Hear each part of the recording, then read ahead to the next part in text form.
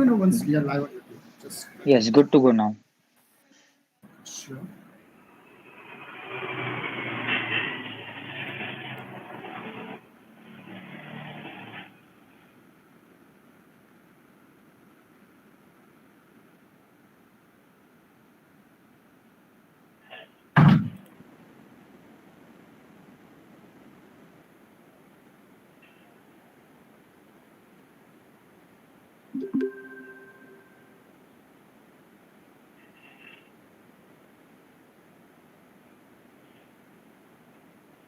Hello everyone. Good morning. And good morning everyone and welcome to the session 3 of International Colloquium on Emerging Technologies 2021. Today, here we are with one of the greatest emerging technologies, that is Internet of Behavior. Before commencing with the session, let me give you a short insight about what IoB is and what is its purpose. The purpose of IoB is to capture, analyze, understand, and respond to all types of human behaviors in a way that allows tracking and interpreting those behaviors of people using the emerging technological innovations and developments in machine learning algorithms. People's behaviors are monitored and incentives or disincentives are applied to influence them to perform towards a desired set of operational parameters. You are going to learn all about IoB in today's session. With this, I would like to request Dr. Mukesh Shimpi sir, Associate Dean, Research and Development Cell, BVM, to introduce the speaker of the session, Ms. Rajashree Rao ma'am. Please, sir. Thank you. Good morning, all the dignitaries present and all the participants. Today, we are in the era where data has been important for businesses since the inception of the internet. The internet behavior emergence is providing everyone more opportunities to collect data and analyze it. It can ensure that the businesses continue their growth in this significant upheaval faced by the current pandemic and changing climate of the world economy. To deep dive and explore the field of Internet of Behavior, it would be better to hear from the expert professional of this field itself, and would like to introduce today's guest speaker, Ms. Rajashree Rao. Ms. Rajashree Rao is the head of AI Innovation Hub and Partnership and Ecosystem at R2 Data Lab, Rolls-Royce. She has a diverse industry experience of working with IBM, Intel, and SAP, leading the influences and technology adoptions within the Singapore government and public sector for building the smart cities and smart innovative initiatives in the APAC region. He has been recognized by Thinkers 360 as one of the top 50 global thought leaders, top 100 global women in leadership achievers by the Global Council for the Promotion of International Trade, GCPIT 2021. One of the 150 global cloud thought leaders and the next generation leaders of 2021 by byWhizlabs, and holds the prestigious role of a Global Director General of Sustainable Development Goals, part of the GCPIT. Welcome, ma'am. Thank you. Thank you so much. Very good morning to you all. Thank you for that warm welcome. And it's my privilege to be here today to share some of my thought leadership. Without much wasting of time, let me get started. I will begin with the origin of where did this all Internet of Behavior came about.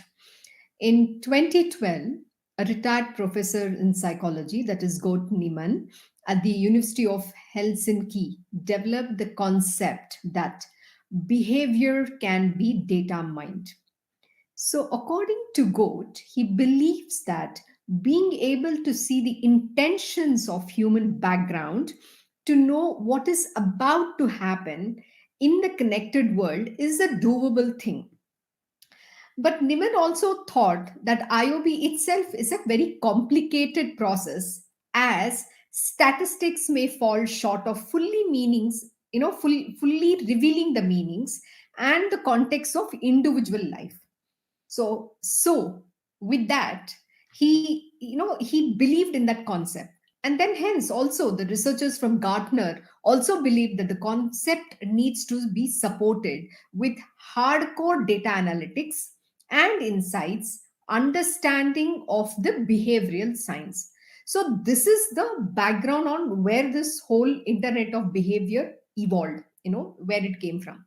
But you need to understand that this is still at a very nascent stage, because it's not fully developed yet. So coming back, so internet of things is no longer a science fiction or a flick. The technology that connects any electronic device to the internet is already underway and is already ready and a reality in many fields, because the implementation has already happened. That is, I'm talking about the internet of things.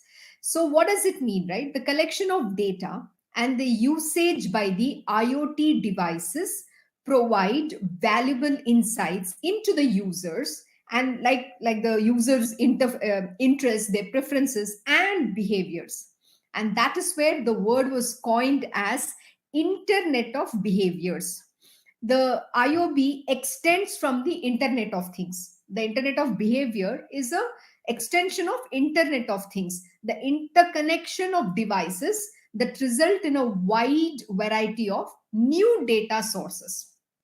Okay, so while I keep saying this, it's still in a nascent stage, but the analyst predict numerous possibilities for using the internet of behavior, whether it is in businesses, workplace, finance, on a personal front, and so on. And I will also be discussing the use cases where this is applicable widely as we go along. So now coming back, let me once again give you a really an understanding about how does this work, right? So today IoT works with data, information and connectivity of different devices with each other, and thanks to all the sensors that has been embedded in all the devices, so that the data, the devices are interconnected, they're talking to each other. So IoB works with these same parameters, adding user behavior. What is the one additional thing that they do is they add the user behavior, that is to understand patterns and impressions that determine the user experience. So now coming back, the internet of behavior links the technology and a individual's action. Like, as an individual, we perform quite a lot of actions.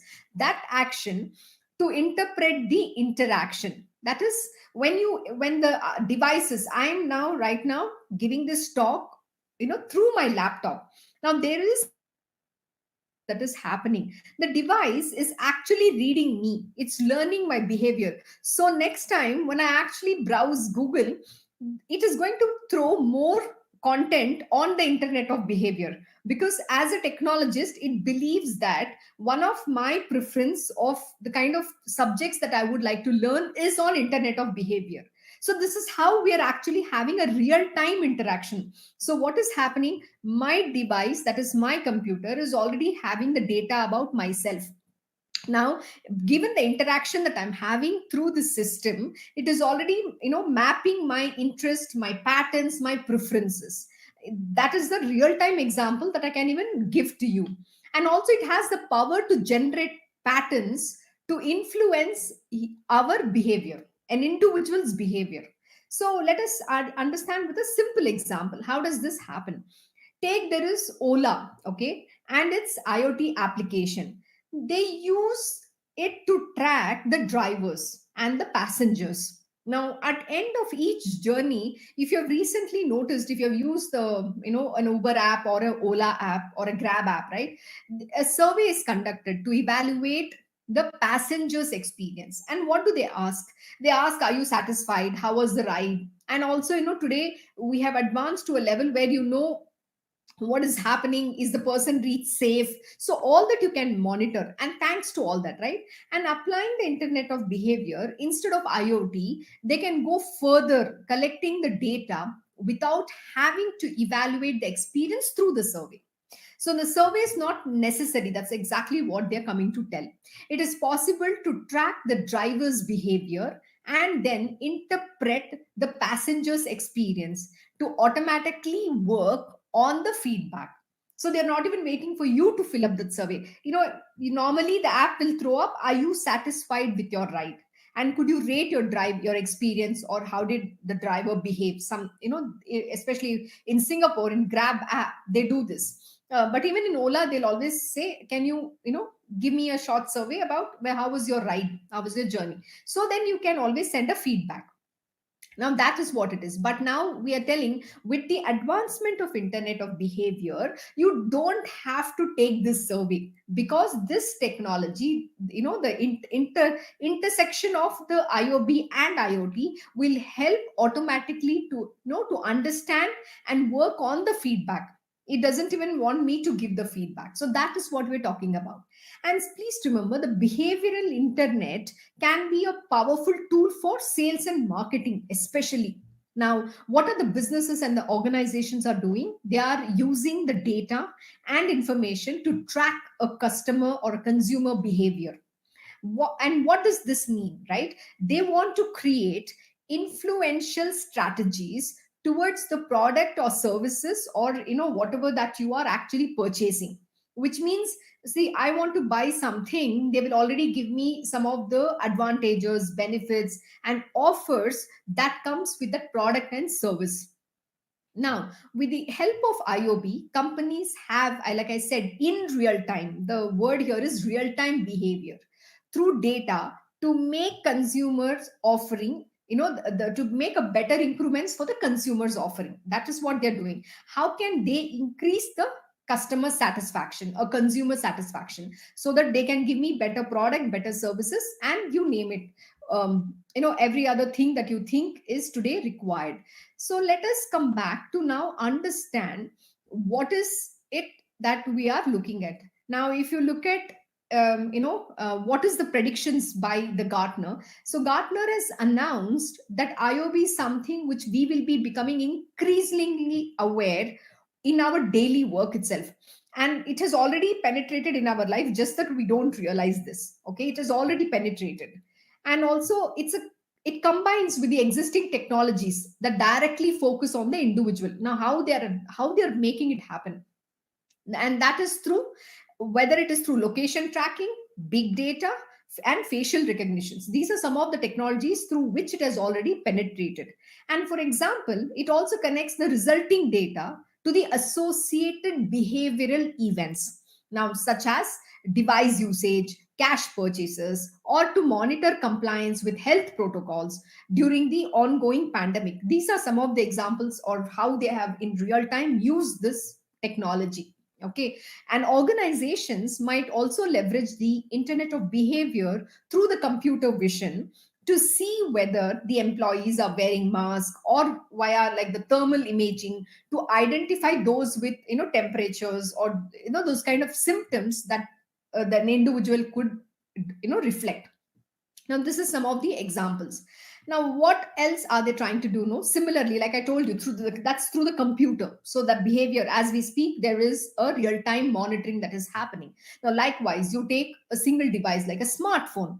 What can it do? It can track your entire online movements as well as your real-time geographic position. So location based, right? So everything is location enabled, whether you like it or not. Even if you turn off don't show my location, you turn off the location tracking, even then the device recognizes. That is the power of technology today. Please remember, if you keep your phone on, even if the camera is off, it's still reading you. That's the power. And today brands know a lot more about your interest, what do you like, your preferences, the likes and dislikes, where do you actually go to have your food, what are the kind of joints you go through. So everything is known. The consumer behavior, the individual behavior is what they are learning. See, consumer is overall, right? But here we're talking about an individual behavior. Okay, individual is, I'm a consumer too, but they're catering it to that depth. And then, and the way you purchase, what are your purchasing power and how do you purchase? The patterns, like I said, the patterns is what they are already reading through that. Now, for example, again, I talked about the in terms of the Ola, right? The cab drivers. So then they're also talking about traveler locations and preferences. And why they're doing this? To reimagine the end user experience, whether you like going to a particular location. If you're traveling, what kind of hotels do you like to stay? What kind of flights do you want to fly? Do you fly economy class? Do you fly business? And how much do you travel in, what kind of a travel that you do? So a lot of these things are being monitored. They're studying you, in depth studying is done. And then what they're coming up doing is the idea of analyzing data received from the consumers for a business purpose is not new. See, this is completely not a new, because data, what do they do with data? They want to use the data so that they can enhance the better customer preferences, and they can come up with product and service that the customer is seeking. That is what the business do, and this is not a new thing. But as they have been researching the consumer behavior and the habits in the past, now they have an automated ecosystem of analytic processes that collect, track, and attempt to interpret. What is the most important thing it is doing? It's collecting, it's tracking, and most important thing is it is interpreting that vast amount of data which are generated through the online and internet activities. Please remember, it is the interpretation that is what is happening. See, the data has been collected and the analysis has been doing, but we have evolved to a different dimension. We have actually gone to a different level in understanding this data analysis, and that is the real time behavior. The interpretation is what is happening, and then which is collected through the online and what internet activities. It's no longer that you're going to purchase or you're giving some personal information to your buyer, or to or to wherever you're going, to a mall, you're shopping somewhere, you're going to a food joint, you're going to a hotel. All these places we have our information, what we like, what we eat, all that is there. The data has already been collected. It is not just through the internet activities. See, suppose I go and Google, I'm studying about a topic on what is DeFi. If I'm going and studying what is decentralized finance, and if I'm doing this, then there's a pattern. Then the computer or whoever is getting this real-time access to the data, they're tracking my behavior and pattern. So Google's algorithm picks up that information and it says, okay, she is interested in understanding finance, so I need to give her more of finance content, finance related news, or what is happening in the industry. So the algorithm is trying to interpret. That is what is the internet of behavior. It's studying the patterns. And how it is doing? Just not through our online activity, where the data gets generated, but through the internet activities. That is the key. And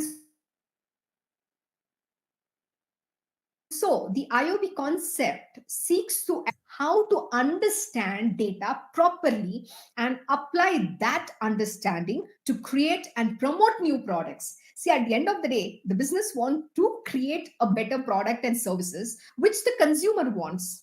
Earlier, we just, though they have analyzed, they have done all the surveys in different forms, traditional forms. And now with the automation and advancement of technology, they have leveraged technology, the big data analytics and all that.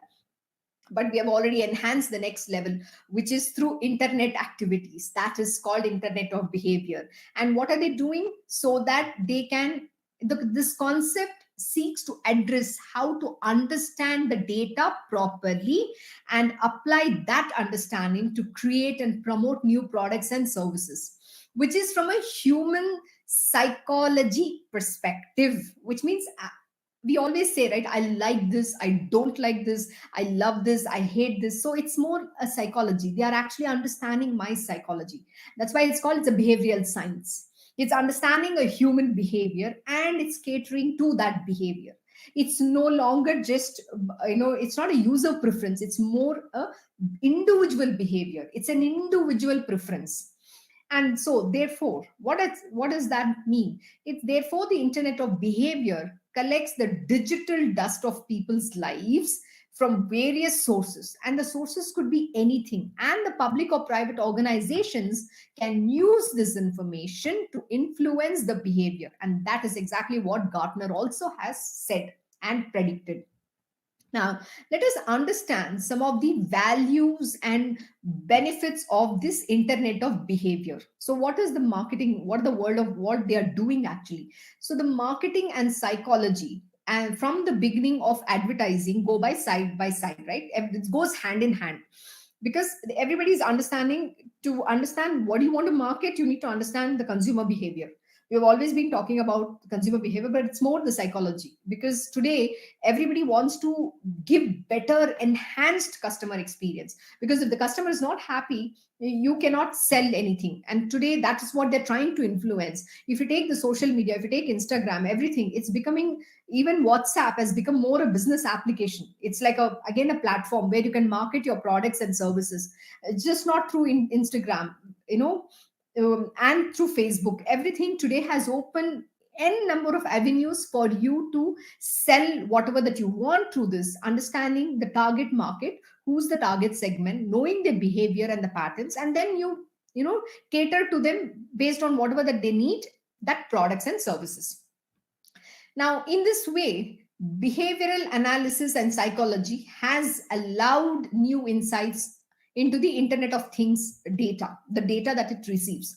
So, the Internet of Behavior has become a new robust tool into the new sales and marketing tool of the organizations, businesses globally. Now, this really has penetrated even without us realizing it. So, using this tool, they will be able to gain a deep understanding of their customers, and which is extremely required in today's day and age, because it's a man-eat man world, and it's a very cutthroat competition. Today, there's no traditional way of how business can be performed, because the kind of advancement that's coming in, you really need to gear up. And I will give you an example in the banking industry itself is what is happening. Now, that is quite required for every business. So, the Internet of Behavior is intended to generate a considerable boost in the development of, a business's sales industry. So, that's what it means. Now, let us understand what are the key benefits of it. First one is, right, they analyze a customer buying habits across platforms, which is what I was talking about. Whatever platforms, and if you order anything online, please remember, whether it is Amazon and anybody, right? If you see, Amazon has already understood what are the things you like. It's very it's intriguing, because many a time I kind of get very surprised, because when I try to order some product, it feels like they read my mind, and they'll give you more information, saying that this, you might want to consider this product as well, it's coming at this price. If you buy two things, then we give you an additional discount. So that's called an individual buyer's preference. And how smart they are, that's why we call it intelligent, right? It's smart and intelligent, because they are able to understand the pattern. If I'm looking at, say, an X product, that means I might also need this, so they're throwing me that option. They're actually trying to read the psychology of an individual behavior, and that's the pattern. So this is the kind of way they are interpreting that data. And so then they'll give me that option. If they understood me right, then I might go ahead with that purchase. Oh, why? Because I'm getting two products at a better price, because I'm getting a better discount. That is how it is. And even if you see, they also, what do they do is they keep your history, the entire data. So if you have been shopping on Amazon, please watch, you need to observe when you actually go on Amazon online, what happens, how does the algorithm function. So they track your entire history. Now, if you're doing a grocery purchase, they know very well what are the kind of brands that you go for. Say, example, I'm buying butter, so I'm going to go for Amul butter. So they will throw different products of Amul, or I'm going for the ghee, right, clarified butter. I'm going with, say, Nandini. So they know that, okay, I don't want to buy Amul ghee, but I will go in for Nandini ghee. So they track like the brands. What are the brands that you look for? And then they look, okay, then if you're buying this, then you will need. So they have like a series. So every single time when there is an offer in that particular brand, they will tell you, they'll actually send you a notification notification, you know what, you're getting this offer, are you, you might want to consider buying this. So that is how they read. So they're not only keeping your data, so how many times you have bought that particular brand, I know what interval that you're ordering that particular product, and how frequently do you buy. So they have a complete understanding, and that's so phenomenal, the kind of the power that they hold. It's phenomenal. How do they do that? And also, if you look at it, they also look at, okay, what is your regular purchase cycle, right? So if you're ordering, if you're shopping on a monthly basis, or then you might at an interval shop certain other products, that could be technology components, you could be ordering some hard drive, you could order some, memory cards, or you're buying something else on an annual basis. So they are mapping, okay, what are the kind of things are you picking up from there? Is it a household goods, is it a electronics, is it something related to technology? What is that you're looking at? And if you're not shopping any, clothing online, so they'll know, okay, this is not the consumer who's going to shop for clothes. So they know the history and patterns, so they will only give you the suggestions and kind of offers that is on these kind of products. And they might also introduce you some of the new things in that line, which is what you would want to consider. So this is the way they have been understanding a buyer's behavior. How? Through internet activities, whether it could be on smartphone, computer. Please remember, your device is always listening. Don't think you're not exposed. Even if the cameras are turned off, even if your computer is turned off, it is still listening to you. That is the power of the technology that we are in today, which you might not even understand, because we are not, we don't open our mind, because we are not even studying about what's happening in the world. The world is advancing at a phenomenal pace, and let me tell you, we are all way behind, and we need to catch up with this space. So next benefit is about study. It studies the previous, which I already talked about, unobtainable data about how customers interact with devices and products. That's powerful again. So how am I interacting with the devices and products? See, if I open up, again, it's a very interesting way. I keep talking about how algorithms is still not there yet, because it doesn't understand. So in a simple example, if I'm opening up, say a news, and today I'm reading about say AI, what is happening, AI in healthcare. I'm reading, I'm just Googling it. Now, it believes, okay, that's what I'm looking at. So it tries to bring up, you might want to read this news in AI. This is what is happening in AI. So it kind of throws that. But sometimes you should know that even if I don't want to read, I just look at some entertainment related news. That's not of my interest. But I just went and looked at it, but the algorithm believes, oh, that's what I want. Now this is where the clash comes in the algorithm, the behavior. That's not my behavior, and that is what the industry are trying to perfect, the businesses are trying to perfect. So I don't want that entertainment news, I just looked at it because it was just there. Now that doesn't understand. That's called the psychology. That's the pattern it's trying to learn. And this is the next phase where we are entering, to understand where the algorithm needs to understand. That's not the news that I like. Now, how do they do that? Because it's going to identify the patterns. Am I reading that kind of news every single day? Then it will know that I need that news. I love reading about entertainment. But if I'm not reading entertainment, and once in a while I'm just happen to stop by because it's like it just came into my news feed, so I stop by, then what happens? Then it just understands. So that is the pattern they are reading today. And that's called the behavioral science. That's called the psychology of a person. So this is the pattern. This is a phenomenal way to capture and understand a human behavior. That's incredible, which means that businesses and companies will exactly cater to you what you want. That's the growth. That's the level of customer experience the industry or the businesses are trying to achieve, which is commendable. Are we there yet? No, we are not there yet, but it's happening, okay, as we speak. Now, the next is gaining deeper insights. Again, I've already said this, into where a customer is in the buying journey. This is again very powerful. See, sometimes we might order some product and we might stop at that. I'm like, okay, I'll add to the cart and I keep. I'm not even going to buy. So they understand, okay, are you really going to go ahead and buy? If you've seen this, again, classic example in Amazon, if you can, you can try this method.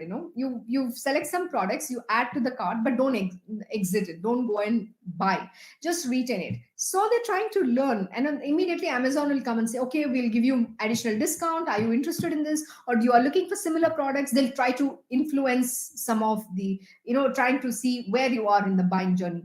Do you want, they send you a reminder, your carts, you have added products to your carts, you're still not bought, are you not, and then are you looking at something else? So this is what they're trying to do. And then what happens? So that is trying to understand where you are in that buying journey. Are you really interested, or you just waiting, or do you need additional offer? What are you looking for? Then the next day they try to give you some additional discount. So sometimes then the consumer say, okay, I'm getting additional discount, let me go buy now. So that's also happens, which means what they understand is, okay, you needed that additional discount, so you will only buy when you have that extra discount, like I say. Or and sometimes when you exit, say example, you have subscribed to Netflix, or you have subscribed to some membership on LinkedIn, say example LinkedIn, and you say, now I don't want to, I don't want the membership, and you cancel that. So when you exit, you have to, they'll invariably ask you to select what is the reason for you to exit the membership. And then you say either it is expensive, or it is, I don't want it now, or whatever, you give the reason. The moment you choose it is expensive, they immediately will give you an option, okay, we'll give you for next 2 months, you pay only half the amount. That's called real time offers. So imagine how quickly can the business churn out an offer so that they can retain the customer and not lose the customer. That is called the behavioral pattern. That's called the power of having and understood these patterns in real time.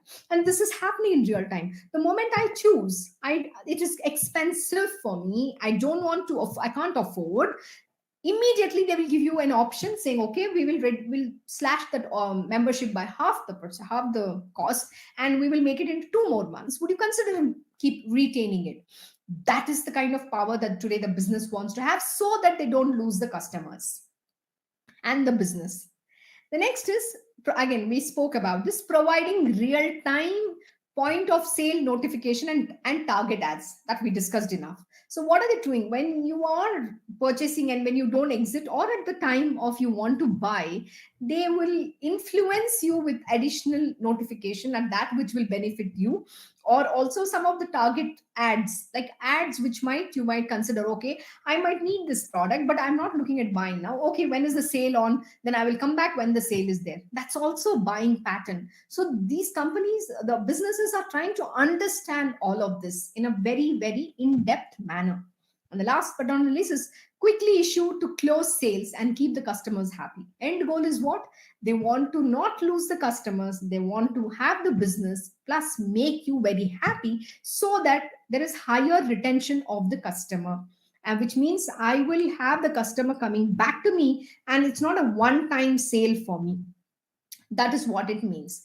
So therefore, using this concept, the organizations will able to analyze, like I already mentioned, the past performance and predict the future. The data collected through the IoT will provide the foundation for the organizations to plan their development, marketing, and sales efforts effectively. So we have completely understood the whole aspects, how it is so important. But before that, let me start off with some use cases, and then the final is I will touch upon the risk factors, and then we will open up for the Q&A. So today, if you take some of the industries where this is being used, the technology very effectively, is one is the location tracking and consumer behavior. I already gave you a huge number of examples that I've been talking. So, you often get a request when you're in a restaurant, you left to, do you need anything? Can you give a review? Most of the times, if you go to any restaurant, immediately the Google will ask you, can you give a review on a Google or an Elp? Elp to no, but Google will definitely ask you for the review. And you know what? Google has come up with very interesting things. So if you give them a review, they will give you certain rewards for your review, whether it's on food, the place. So Google is collecting these reviews. What are they trying to do? They're trying to learn this behavior. And Google very well knows that you have reached this restaurant. And how do they know? See, if you put on a Google map saying, I want to go to this restaurant, it already knows, oh, okay, you're going to this restaurant, which means you're going to have food there. Right after you finish, immediately you'll get a notification. Can you give the review on Google reviews? That's how it is. So then what they do is they extract your user preferences from there.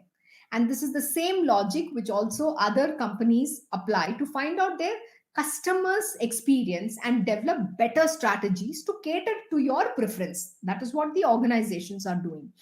And then most location based services use the phone, that the smartphone's GPS technology or other techniques like other technologies like NFCs, that is the near field communications. And if your Bluetooth is on, please remember your anyways tracked. And then it'll send you notifications or emails accordingly immediately. And that's how integrated they are. So the next is about the facial detection and physical status. That's in a very, again, very, very interesting, because we talked about the facial recognition technology, how that's also integrated. Because today's smartphone, it recognizes you through your facial recognition, right? That's the one of the biometrics. So what does you do?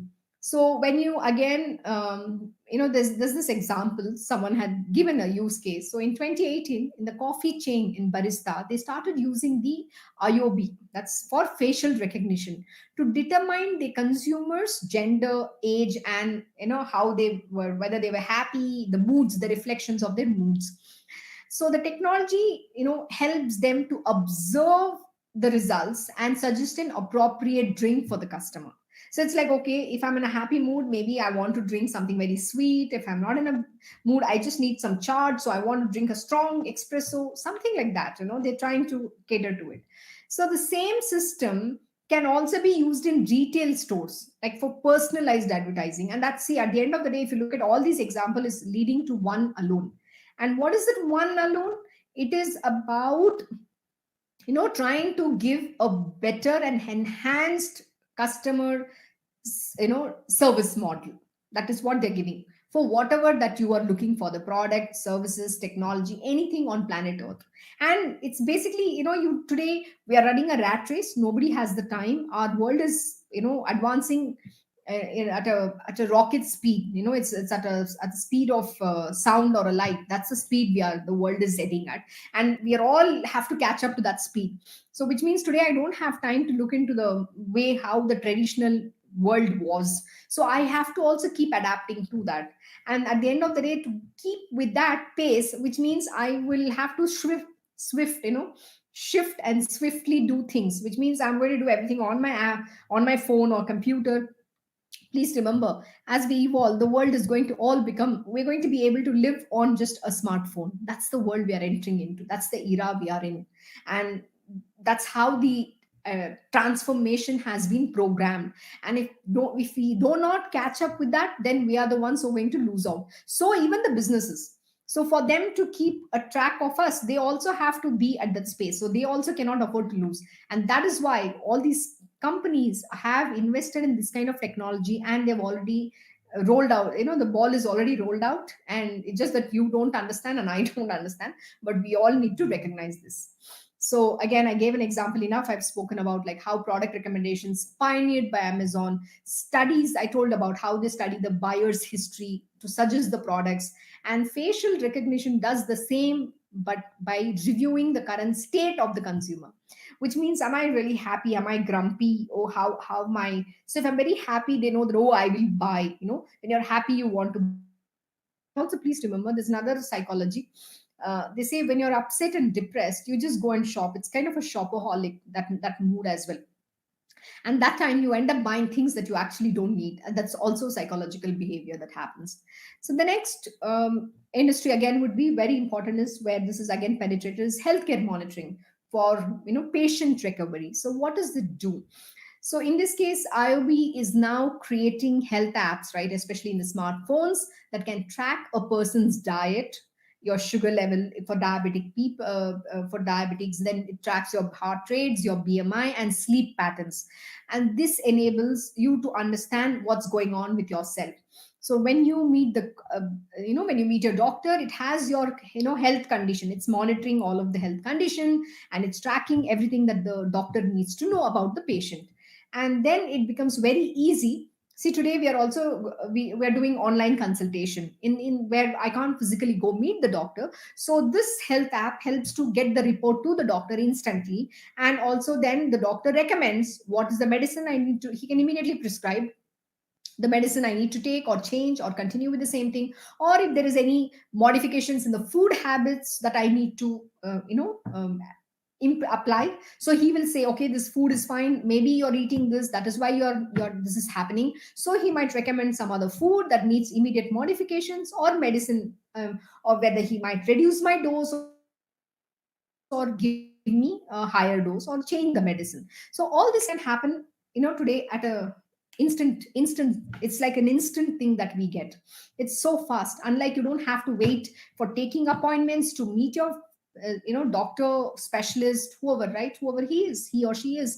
And today this is happening at right with a touch of a phone, just a fingertip. That's the world we are into, and thanks to all these technologies. And then other most important thing, right, in terms of emergencies, if there is something that you need help diagnose about some sickness or start a proper treatment faster, it enables you to make that happen, because you don't have to call the hospital, try to get through the lines to get their doctor's appointment, but it's all on your fingertip. You can immediately access, and the access to emergency cases, it's incredible. So how this technology can benefit. And then we come to something called the social credit score systems and tracking and citizen behavior. Again, this is quite applicable in some of the countries, but at least in India, the civil core system is definitely there, but citizen tracking behavior, we are not there yet. Hopefully, that will get implemented as well. So this all began. The country which was first enabled this particular, the tracking of citizen behavior was done in China. And China also introduced the social credit score system that keeps a track of how its citizens behave. And then it assigns a score to them based on their behavior. And that's a very, very strict measure, which is quite important. See, if you take in India, we are a democratic country. We love to go and adhere to rules when we are in foreign countries, but we don't adhere to rules in our own country. Thanks, because you know why? We don't have such strict systems that can monitor our behavior. We would want to dirty anywhere, we want to throw anywhere, we want to break the driving rules. The we don't follow law in the when you're driving. All these things, many of the people, they don't they don't follow it effectively. But when we're in the foreign countries, we do follow. Why? Because there are such systems implemented, and these measures have to be brought in even in India too.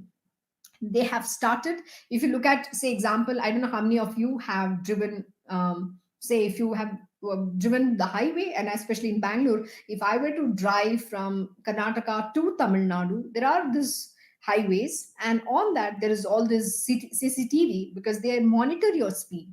And if you jump speed, they definitely do catch you. So no longer they have to, you're going to get fined with a physical slip where there's a traffic police who's going to come and give you a ticket. The tickets are going to be emailed just an app away, so you have to go see if you have violated any rules. That's the system. It's been implemented in Karnataka. I'm so glad, and I hope that is done at a complete city level, and then at a at all India level. That needs to be done. Otherwise, we are not taking responsibility. Why? There is a lax in the system. That's our problem. So that's again a human behavior. So China implemented this system of how its citizens behave, and they will be assigned scores based on their behavior. And the next aspect is, if you forget to pay your bills, whether it's electricity bill, your phone bill, whatever, and then those kind of things also gives you a notification saying your bill. Example, today it's so brilliant. If you choose a Google Pay, now if you're using the platform of Google to make all your payments, all your utilities, you must notice that Google will effectively send you a reminder that your bill due date is on this day. You need to make your utility bill payment or your mobile bill payment. That's so impressive. So I don't have to physically wait for an electricity bill to come. My bill is already appearing on the BESCOM, that is the electricity board, which is online. It's already there. It's feeding. I just have to go and make a payment. So we are also evolving into a world of paperless. I don't need a physical bill. We don't need those kind of things. So which is waste of cutting trees, and that's brilliant. And then we have to put up, if you put up anything like an anti-government social media, again this is done pretty much in Singapore, you cannot have any kind of such kind of social media post, and if you do, that immediately gets tracked this, and then you get all, they'll minus your points. So this is one thing which China had done at a massive scale. So, and they plan to, not just that, they're planning to apply that IoB technology on a very, very massive scale. And they aim to make it possible for them to track their citizens' loyalty to the current regime. That's what they have done. So, therefore, IoB can help businesses and governments monitor the public, keep crime under control. One of the biggest things, keep crime under control and provide necessary services, and basically implement a safer and more organized way of living. That's very important. We also have to take responsibility for our behavior. How do we live in a very, following the rules in a very nice manner? That's quite important. It's organized way of living. That's quite critical. So, and the same goes with other thing as well, which I spoke about in the in the healthcare industry, or in the travel, or even in case of insurance companies. So these are some of the things that you are. I'll come back to one other last use case, which is what is the future, and then we'll open up for questions, and I'll just give a quick risk factors as well. So if you take in the financial industry, there's a new the new era we are entering, which is called the embedded finance, which means the banks, how the traditional way of how banking has been happening is no longer the way of life, the way forward. So today, Amazon, has become the non-banking financial companies who has been given license to, provide some of the banking services, and that is called the embedded finance. And the future is that 80 to pretty much all companies will become a financial services company, because every company will be offering financial services as one of their business functions. That is what we are entering into. And today, with the Internet of Behavior, this is made possible with giving me the better services. Even as say example, if I'm buying a car, I don't have to go to my bank to get a credit clearance and all that. Immediately, the person, if I'm making a purchase through say I'm going to Mercedes Benz, I'm buying their car, they will already provide all this app. If I'm using a particular banking option or some other option, they'll say, okay, do you want this, do you want this, do you want this? Everything is provided right there at just a touch of your screen. And that's how the company, the financial world is heading. And that's it's a huge paradigm shift, and it's going to break the norms of the normal and traditional banking institutions. So the last thing that I said about, let me quickly touch upon the risk factors of Internet of Behavior, which comes with every advancement, but the technology is something that we all have to work through. How do you solve the risk factors, or how do you mitigate it? So today, the dark side of IoT and the integration of Internet of Behavior data can allow cyber criminals access to sensitive data that can reveal the customer or consumer's behavior patterns. And the cyber criminals can collect and sell such data to other criminals as well, who will be interested in hacking, some of the property access codes and other things, right? Your delivery routes, even your bank access codes. So the potentials are endless into what can happen, because we don't know yet. So, but more likely what can happen is they can take phishing to a new level by better impersonating individuals for the sake of fraud or other nefarious activities or purposes. So which has been demonstrated by the biggest ever cybersecurity attack called the SolarWinds hack at a global level, targeting the US government, its agencies, and many other private companies. So at this moment, everything poses a challenge. So everything has its advantages and disadvantages, but companies are definitely working to see how they could address some of these the challenge with the technology, and they're definitely working through that because nobody wants to lose their business or that technology leadership, right? That's not what we are looking at. So with that, so definitely there is a little legal protection which is definitely there in place for all the concerns. The rapid expanding network of IoT devices mean that new cybersecurity protocols are in development too. That's what I said. So definitely the measures are being taken, and that the businesses need to be even more vigilant and proactive. So every business has to take the responsibility, and every technology provider also has to ensure high level of security from a technology perspective. So with that, I will stop here and open up for questions. Thank you so much, ma'am, for such a knowledgeable session. Before commencing with the Q&A session, there's an important instructions for the participants watching us live on YouTube. Feedback form link has just been shared. It would be open for next 10 minutes, and your attendance will be counted based on your response to the feedback form. Now, proceeding further with the Q&A session, I request our session moderators to please ask the question one by one to our expert. Good morning, ma'am. There are some questions that I will be asking. As you told that we need to add personal behavior to IoT devices, which means we need to feed in with data and some algorithm to it. So can it be connected to Tiny ML with the cloud services?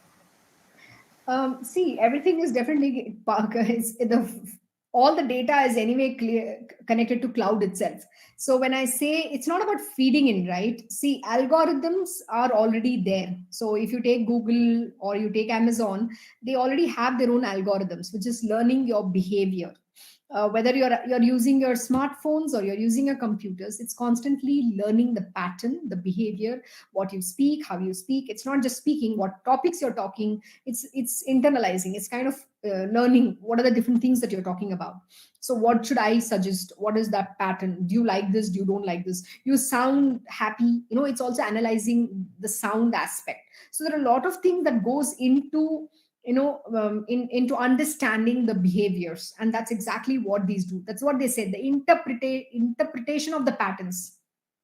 What does the pattern suggest? So that is the next level what they're doing, but cloud is anyway enabled, so that's not an independent thing. If I have understood the question, and I hope I've answered it. Yes, ma'am. Thank you, ma'am.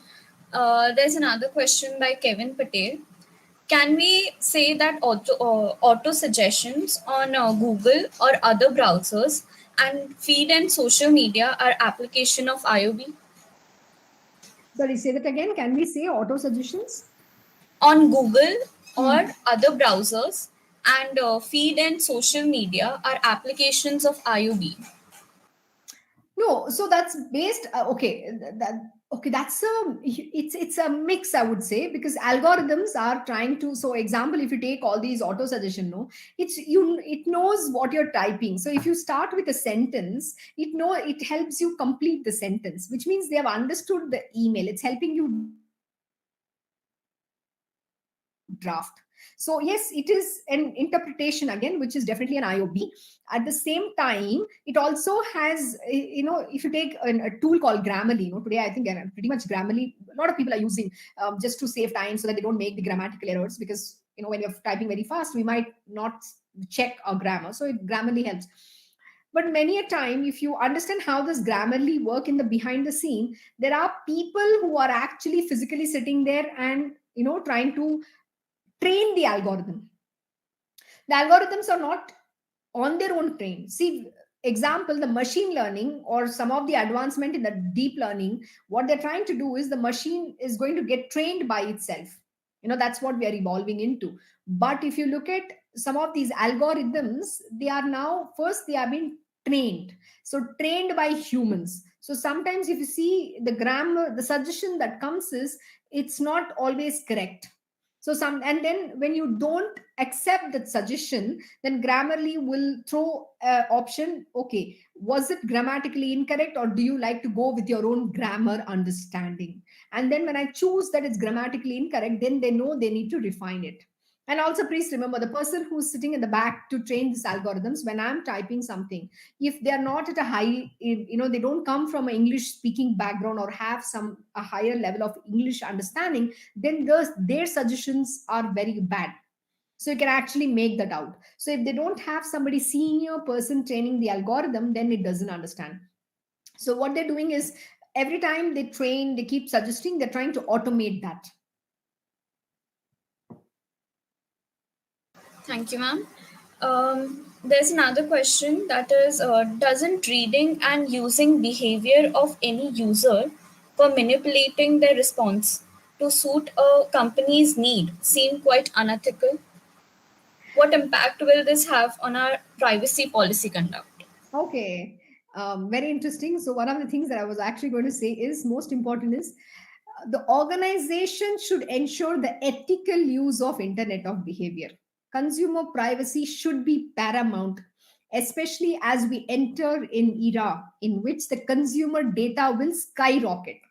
So again, that's every technology organization, any, forget about every technology, any organization for the matter, they have to ensure the ethical use of internet of behavior. It cannot be to manipulate.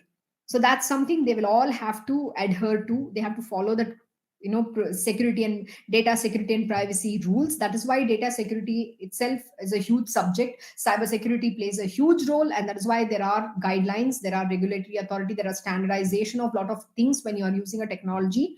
That's happening because today we are actually entering an era in which the consumer data is going to be skyrocketing. The kind of data that's getting collected is enormous. So the word called data deluge is actually happening.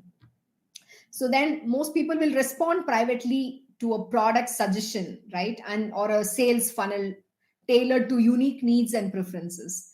And that is why we believe, and yet the consumers have their own privacy. That's how it looks. But in such an approach, it is also essential to strike a balance between intrusiveness and personalized offers to avoid adverse consumer reaction. So if the companies don't want to lose or have a negative reaction, they will take into account these things quite effectively. That's the understanding. But whether they will follow or not, again, that all, again, like you said, ethical use of the technology has to happen wherever it is, whatever technology for that matter. It's not just pertaining to internet of behavior. Ma'am, following up this question, in an era of profit-based company, how ethics are still maintained? Well, I'll say we all have to trust in God. Sorry, just a fun. I cannot vouch for somebody else following or not following. I think that becomes a mandatory thing for every organization to adhere to the company policies, guidelines. That's why we create policies. That is why all the guidelines has been put in place. And if the company does not adhere to that, like I said, they will have an adverse effect which could lose their customer base. You can't thrive on unethical stuff for too long, in my opinion, again. Thank you. There's a question by Arushi Gupta. What if the user indulges in an addiction? Wouldn't IoB enable their addiction habits? Okay, that's very, you've brought a very interesting paradigm shift here for me to answer more from a spiritual perspective. I'll take a spiritual angle here. See, the companies are there to see one thing. Why do I actually start a company? Yes, there are different objectives, right? One is I want to establish a business because I want to make money. I want to sell something, and I believe I can do something, or because I have a fantastic idea that's going to solve a problem. So there are different things. So I said I want to establish a company. One is to make money, one is to solve a problem. I want some fantastic product which I believe there's a huge target market. So everybody has different goals. The addiction is individual. Okay, I will not blame the organizations because they are there, so they are going to. But the addiction is something for you as an individual to control. Why are you getting addicted? I mean, I'm a spiritualist in my personal life. My master, my guru, my preceptor will say something very interesting.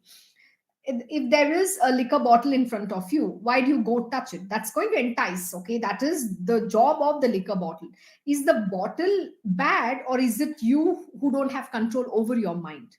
So if you don't have self control, and that's your problem, it's not the business's problem. They are doing because there is a target market. It's like your addiction is something you need to personally control. So that's why we call it as a user behavior, buying behavior. I can't become a shopaholic. There's a very interesting movie on a shopaholic. You must watch. So if the person gets, like I said, when you get stressed, there are people in this world who go and shop endlessly, and they get into debt. For what? So who needs to be controlled? Is the habit bad, or is your mind bad? So as an individual, first I need to be the change that I want to see in the world, not blame the world. The world is perfect in its place. It's you who have to transform. I hope I've answered your question. Yes, ma'am. Atharv asks, ma'am, are there any parallels between the psychometric tests and IoB? Sorry, what is it? Can you repeat the question for me? There are any parallels Parallels, okay. between psychometric tests and IoB? I don't know if there are parallels or not, but I will say IOB and you, it's more human psychology. I would say, and that's why I use the word. The behavior is itself a psychology, right? It's not like it's a parallel or a test, but it's I would say directly equivalent to a behavior equals to psychology. They understand the nature of a being. What are they trying to interpret? How do they effectively interpret? Right? Like I told you very simply, the earlier when I go to the news and if I'm reading about algorithms, then it's like that is what I really want. I'm not interested in reading about entertainment. But to what I would do if I just stop at an entertainment, it thinks, or if I'm looking at some beautiful dress, that particular algorithm is reading, oh, I love the dress, so I need to send an ad about this particular kind of dress that's available and give an offer. But the psychology is today where the behavior, the IOB is penetrating is to the next level of understanding the patterns, which means it knows that I just saw it because it was there in my feed. Doesn't mean I'm interested in buying the dress. That's not my user preference. So that's understanding the patterns of an individual consumer or my behavior. So it should understand that I'm not somebody who goes and buys online. That's not my behavior at all. That's not even my psychology. I'm not an individual who will go and do online shopping for my garments. So that's the level they are trying to attain, understanding me as an individual, so that they exactly know what they want to, what they can cater to me. Okay. Um, how the consumer behavior changes caused by COVID-19 have impacted on ICT media services industry? Very interesting. Post COVID, post pandemic itself, everything is new normal. Like I said, the world of the thanks to pandemic, but a lot of things have digitized. But again, it depends on business to business. Everybody is in different level to the world. Um, Financial systems technology has taken a leapfrog, a skyrocketing leapfrog. That's the level of advancement that's happened. Our world is going to be completely transformed. So the we say no, the uh, generation Z, Z. So the people who are of this generation are going to, you have to be quite fast, and you have to keep adapting to the way how the world is evolving. Otherwise you'll be left out. But I think you people will get adapted. But the people who will not, who are taking time is probably people in my generation or a generation much prior to me or two generations prior to me. So they all still live in the 18th century, 19th century, but they cannot have an inclusive world if they are not going to catch up with the way how life is. Because banking systems are not going to be like today. I want to go to ATM. We are not even going to have currencies. We are going to become, or everything is going to be digital. We might be, the future might be just cryptocurrencies. We might have everything digital world. We'll not have any physical, currency or money to have. Everything is going to be online. But if we are not getting in there, how can then it become inclusive? So that's where the world is evolving, and that's what pandemic has also done into lot. It's whether you ask whether it's positive, is the growth good? Of course it is, but how you adapt and evolve and transform with it is what it depends all on an individual. The last question is here. Ma'am, as we are influenced by the things we hear and see, and after the advancement in the IoB field, is there a chance we might lose our sense of own will or choice? Okay, good question. I don't think you will lose the sense of own will or choice. See, that's something I've always okay. I'll give you an example in terms of the news. Okay, this is like my favorite subject. I always give this example.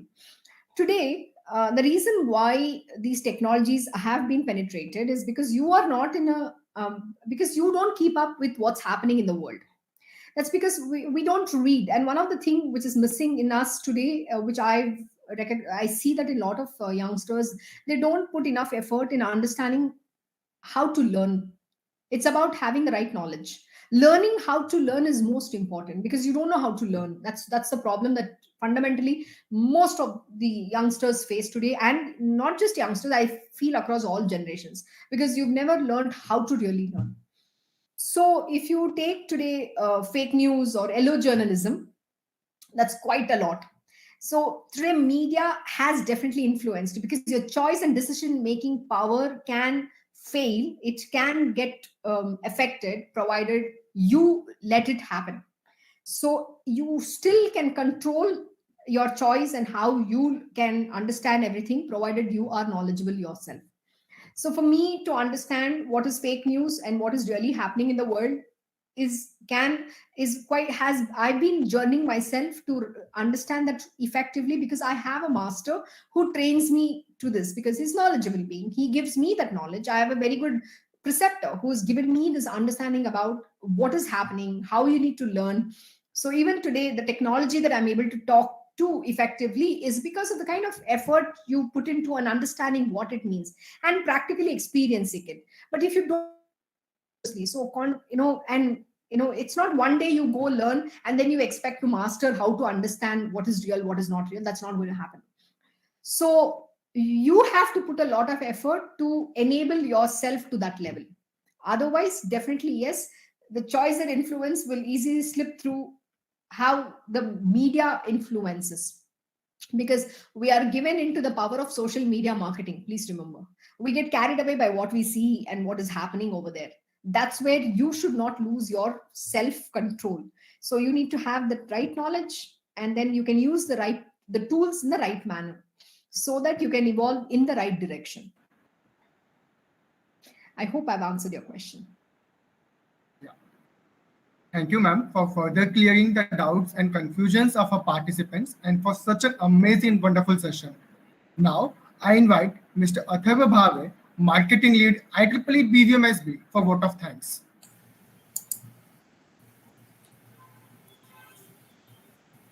Hello. Good morning, everyone.